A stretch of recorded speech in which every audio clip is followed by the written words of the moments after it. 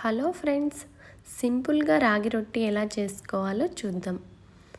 ఒక బౌల్ తీసుకుంటున్నా, దానిలోకి 1 కప్ రాగి పిండి, 1/2 కప్ గోధుమ పిండి,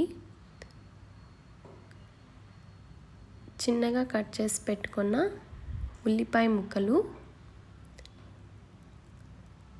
4 పచ్చిమిర్చి ముక్కలు, క్యారెట్ తురుము, చిన్నగా కట్ చేసి పెట్టుకున్న బీన్స్ ముక్కలు, చిన్నగా తరిగి పెట్టుకున్న కరివేపాకు, తగినంత ఉప్పు, వాటర్ తీసుకొని చపాతీ పిండిలాగా కలుపుకొని పక్కన పెట్టుకుంటున్నాం. ఇప్పుడు పల్చటి పేపర్ తీసుకొని దాని మీద కొద్దిగా ఆయిల్ వేసి తగినంత మిశ్రమాన్ని తీసుకుంటున్నా. కొద్దిగా ఆయిల్ రాసుకొని చేతికి ఇలా ప్రెస్ చేసుకోవడమే.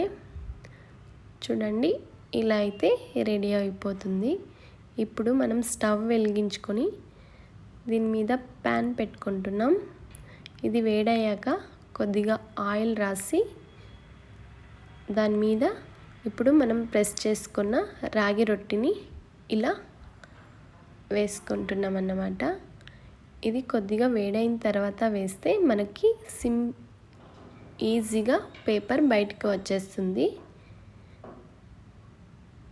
దీని మీద కొద్దిగా ఆయిల్ వేసి ఒక 2 మినిట్స్ అలా మూత పెట్టుకుంటున్నాం. చూడండి, ఇప్పుడు రాగి రొట్టి కాలిపోయింది. 2 వైపులా కాల్చుకోవాలి.